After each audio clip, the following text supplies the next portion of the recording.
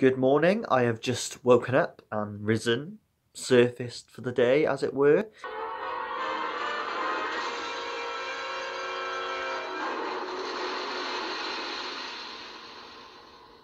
And in the morning, the light comes in here. So at the moment, I'm like really bathed in light. So I think it's okay. But if I'm looking like blazing, sorry. But yeah, I'm feeling. Oh, now it's really bursting. I'm feeling very angelic.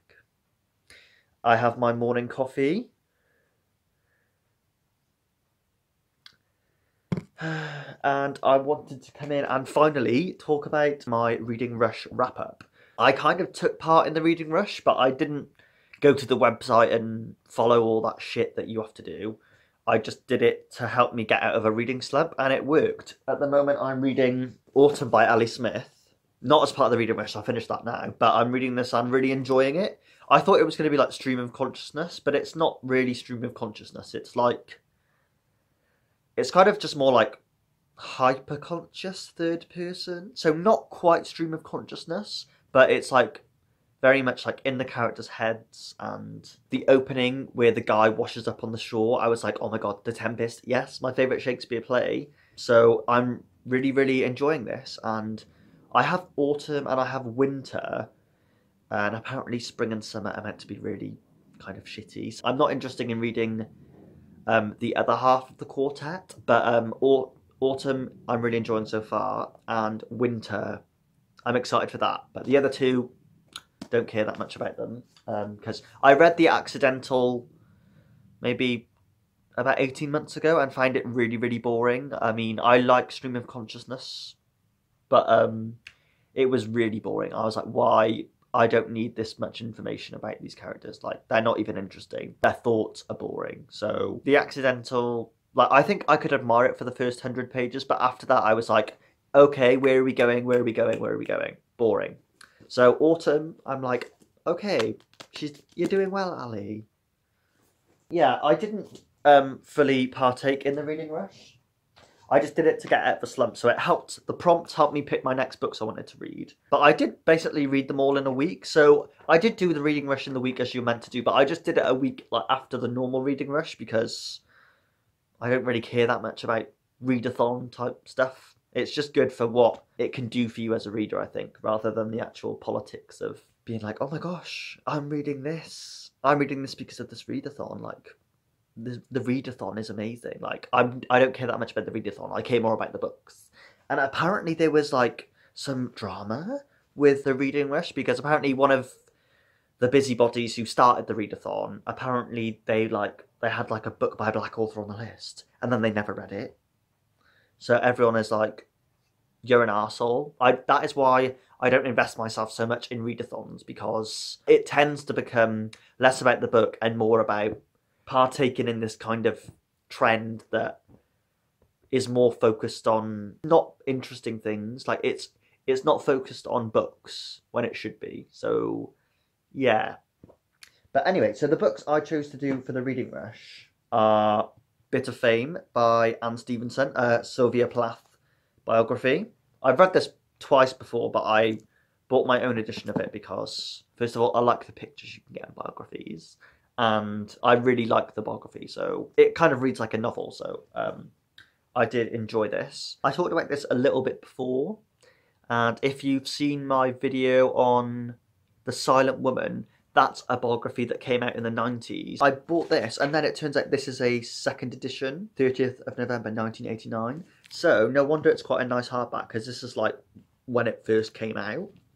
So this book is 6 years older than me. And then in 92 they came out with The Silent Woman, which kind of was talking about the problems with this biography. But I really love this biography. It's really descriptive, and the chapters are really well structured. Yeah, the first chapter was called The Girl Who Wanted to Be God, from 1932 to 1949. So it follows at quite a fast pace through her childhood up to the point where she dies at the end. Because Sylvia Plath wrote journals and she kind of wrote fastidiously, obsessively, there's a wealth of information that you just feel like she's gone through.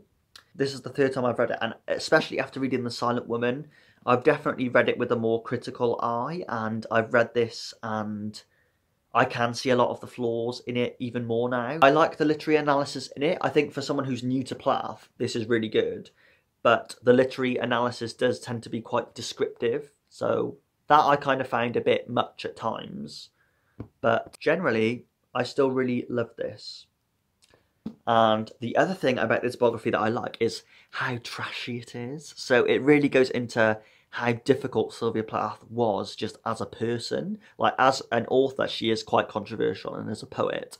But as a person, she's like even more polarizing. So in this, Orwin Hughes, Ted Hughes' sister, who ran the Sylvia Plath estate, she would pick out biographers. So biographers would be like, Orwin Hughes, I want to write a biography on Plath. And Orwin Hughes would be like, if you're going to write on her, everything has to be approved by me and Ted Hughes. So in this, you kind of really get the sense that even though, like, in this, she is quite unforgiving in her portrayal of Sylvia Plath. Anne Stevenson was also a poet. She's also a poet, so it is from, like, a place of love, I feel like, that she is kind of fascinated with Sylvia Plath. It completely brushes over Ted Hughes' infidelity and makes out like Sylvia Plath was just incredibly insecure and jealous, which she was anyway, but she did have some right to be jealous and insecure because Ted Hughes did cheat on her and stuff. So even later on, when you find out all the stuff with Asio Wevel, Anne Stevenson kind of really brushes over that, and I'm like, hold on, like, for someone like Sylvia Plath, it's a huge thing.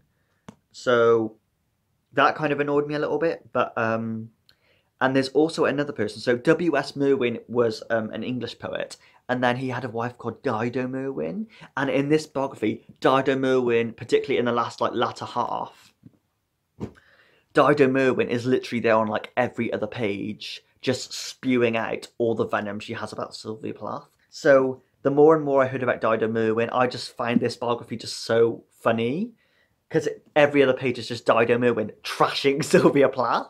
And you just hear, like, why does this woman hate Sylvia Plath so much? Like, you weren't friends with her. You didn't really even know her that well. But it's just so fascinating that even though the woman only met her a few times, the memory of Sylvia Plath is engraved on everyone who met her. So, yes, I love Sylvia Plath. She's probably my favourite poet. But the biography definitely has flaws. But it's definitely still fascinating as a piece of literary biography of what not to do, and you could definitely feel the presence of Owen Hughes and Dido Merwin lurking over every single page.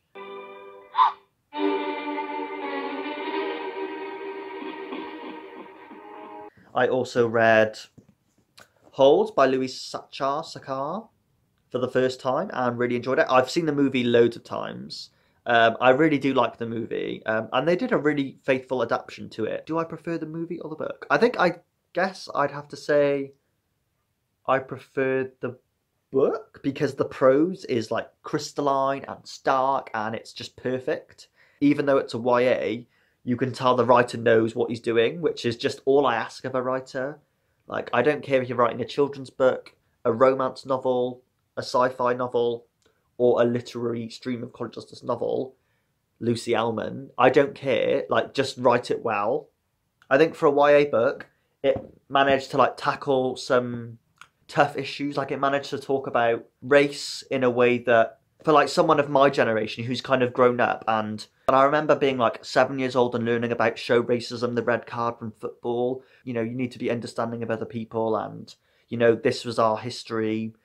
This is why, you know, we need to be aware of these things. We didn't quite have it like that much, but we did grow up with each other in a way that was like, you know, tolerate each other. Racism exists, but just be nice to each other. I think that is what my generation grew up with as a child born in the, well, 95, but I kind of grew up in like the noughties in school wise. So I think for that kind of generation, this book is really good, because Stanley has his friend called Zero. He's black, but it's never like a huge thing at all. There's other black characters as well, and I just thought it managed to deal with them just as if they're ordinary people. So I enjoyed that. And I also liked that the book was talking about personal family myths and history. So in your own family, you'll have kind of little myths like, oh, this is what my granddad did. This is what my great-grandfather did. And I liked that the book was talking about these kind of myths that are passed down.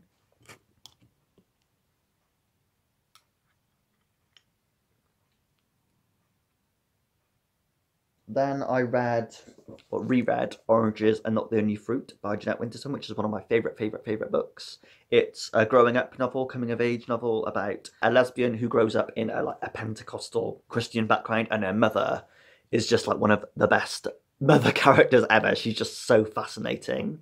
And the book is funny. There's just parts of the book that just has me like in stitches. Like there's one scene where the people next door are like having sex, and you know, Jeanette's only like 7 years old in it, and then her mother is like fornicating, they're fornicating, and then she bangs out like God songs, hymns on the piano, annoying them back, and it's just so funny. That scene gets me every time. So if you've not read this book, read it. It's so good. She's working class. I love that the novel is about these like strong women who, even though they don't have many opportunities in life, they're kind of like trying to make the best of it from the opportunities that come their way. And the church, you can kind of see how much people love church life and the community that a church can provide for people. But then the book also tackles the darker side of that, where a church can kind of become a bit cultish and really vile sometimes. So I love Jeanette Winterson, and I definitely want to read a bit more of her. I've read some books, but I want to read more of her. And then my other book that I finished the other day is Curriculum Vitae by Muriel Spark. This was her only memoir, and she wrote it in the 90s, so she was born in 1918, so she was very well established in her career when she wrote this memoir. And the memoir recounts her life as she sees it up until the point where she wrote her first novel when she was like 37 or 39, so it does follow quite a wide range of years. But I love how slim it is, and you can definitely tell that she's a novelist. Like, she has a novelist's knack for picking out small parts of description that really communicate a lot of things in that short space. It opens with her describing like the bakers on her street that she grew up in, like Edinburgh, and they're just covered in flour, and it's just so beautiful. And it's not really overly descriptive. Like, there's some parts of description and they're just perfect, but you follow her as she talks about moments in her writing life that inspired her, and how she grew up as a woman and basically like working class. And having read the Martin Stannard biography of Muriel Spark, like biographies tend to be like a lot thicker than this, literary biographies. So I feel like it's such a pleasure to be able to read a biography like this, because it's almost like Muriel Spark knew people were going to write literary biographies about her, and that whenever they write literary biographies, there's always some bullshit that's in the biography that the biographer thinks is fact, or this is probably what happened, and then the author's dead, so they never get to say, that's absolutely not true, or maybe it was true for that person in my life, but for me, it seems like this. So it really felt like Muriel Spark was being able to reply to these biographies in her own words. So yes, I really enjoyed this, and it's made me fall in love with Muriel Spark even more, and I want to read even more of her novels. And next up on my reading rush thing, I had this, and I chose this pamphlet as my prompt for read a book outside. But last week I didn't leave the flat at all, because I was kind of hibernating, so I'm discounting this. So I didn't read that. I've read it before anyway, so I will reread it again at some point, but discounting it because didn't go outside. So those were the books I read in the reading rush. What are your thoughts on the reading rush? Did you partake in it? I found that the reading rush was really good at helping me get out of my reading slump, and now I'm back on full cylinders, I suppose. Alright, well, thanks for watching. Bye.